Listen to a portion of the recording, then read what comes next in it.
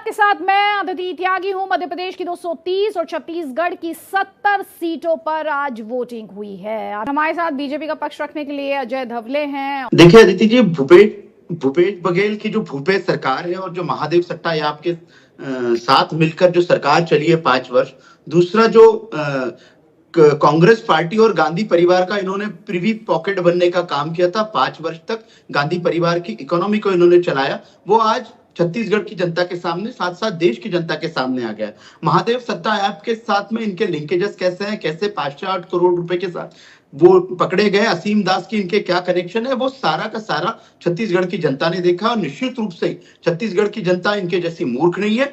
असीम वो पकड़े गए, असीम दास जो उनका कुरियर बॉय था वो पकड़ा गया। उसके बाद ये पूरा का पूरा ट्रेल जो है, फाइनेंशियल ट्रेल जो दुबई से चला रहा था, महादेव सट्टा ऐप का जो किंग पिन वहां बैठा है, वो पता चला है। तो आप चुनाव को पैसे से डाइवर्ट करने की कोशिश कर रहे थे, आप एक तरह से पब्लिक मैंडेट के साथ में धोखा करने वाले थे। और भूपेश बघेल जो बड़े ही अच्छे मुख्यमंत्री जो 5 वर्ष तक चोला पहन के बैठे थे, आज वो पूरे देश के सामने एक जैसे एक्सपोज हो गए। और कांग्रेस पार्टी, देखिए राहुल गांधी बड़े समझदार हैं, वो एक बार भी छत्तीसगढ़ नहीं गए क्योंकि वो भूपेश बघेल के साथ में खुद को खड़ा नहीं करना चाहते। कांग्रेस की लीडरशिप ने भूपेश बघेल को छोड़ दिया क्योंकि भ्रष्टाचार का आरोप कांग्रेस की लीडरशिप की लगा। कहीं ना कहीं ये विश्वसनीय आरोप है। और भूपेश बघेल आज कुछ भी कह ले, भारतीय जनता पार्टी ने ये एस्टेब्लिश कर दिया जनता के बीच में, और जनता ने ये खुद भी मान लिया। जो नरेंद्र सिंह तोमर जी के बेटे के वीडियो की बात हो रही है, कांग्रेस पार्टी ने जिस दिन पहला वीडियो आया था उसके तत्काल दूसरे दिन एक प्रेस कॉन्फ्रेंस ली थी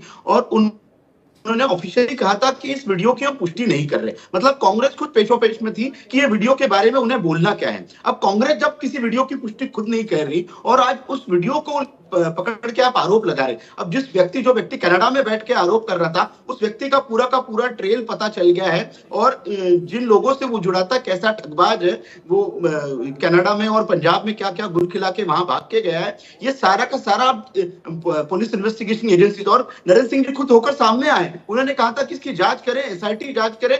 केंद्र में आदरणीय मोदी जी की सरकार आई है, एक पूर्ण निष्पक्षता के साथ में केंद्रीय एजेंसियां जितनी भी हैं, सेंट्रल इन्वेस्टिगेशन एजेंसी, वो अपना काम कर रही है। अब कांग्रेस का ऐसा था कि यूपीए के दौर में या उसके पहले के दौर में इन एजेंसियों को कंट्रोल करने वाले जो लोग थे वो चंद ब्यूरोक्रेट्स थे और कांग्रेस के ही कुछ टेक्नोक्रेट्स नेता थे।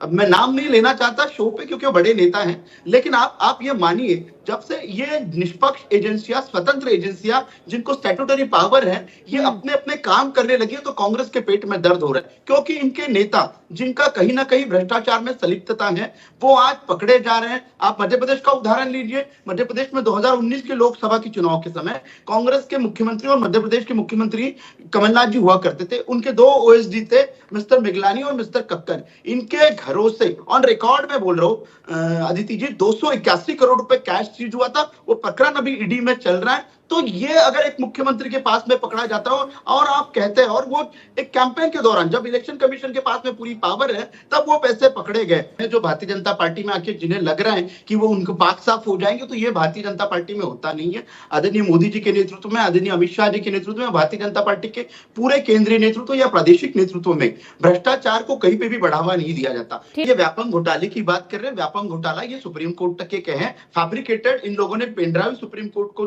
दिए हैं और दिग्विजय सिंह और बाकी इनके नेता विवेक तनखा, ये लोग सुप्रीम कोर्ट से डांट खा के वापस आए। रही बात ये देखिए, पहले बहुत डंपर कांड उठाते थे, हाईकोर्ट में गए, जबलपुर हाईकोर्ट की डांट खा के वापस आए। ये सारे की सारी प्रक्रियाएं अगर ये बात करें तो ये कोर्ट मॉनिटर प्रोसीजर्स में प्रकरण चलेगा और उन प्रकरणों में कोर्ट को कहीं पे भी ऐसा नहीं लगा। मध्य प्रदेश जब 2003 में भारतीय जनता पार्टी की पहली बार सरकार बनी थी, मध्य प्रदेश बीमारू टैग वाला राज्य था, देश की जीडीपी गिराने वाला राज्य था। और ये हम नहीं कह रहे, तत्कालीन प्रधानमंत्री राजीव गांधी जी को एक रिपोर्ट, उन्होंने जो एम्पावर्ड कमेटी बनाई थी, उसने एक रिपोर्ट दी थी। उसने कहा था कि देश का जीडीपी क्यों गिर रहा है, तो उसमें उन्होंने जो बीमारू स्टेट डिफाइन किए थे, उन्होंने कहा था मध्य प्रदेश भी एक ऐसा स्टेट है जो देश की जीडीपी गिराने का काम करता है। नेगेटिव ग्रोथ हुआ करती थी। 2003 से 2023 तक के 20 वर्षों के शासनकाल में, कमलनाथ जी के 15 महीने अगर माइनस कर दिया जाए, इन 20 वर्षों के शासनकाल में भारतीय जनता पार्टी की जब सरकारें रही है, भारतीय जनता पार्टी ने मध्य प्रदेश को एक स्वर्णिम मध्य प्रदेश बनाया है। देखिए, 1 करोड़ 32 लाख लाडली बहनाओं को अगर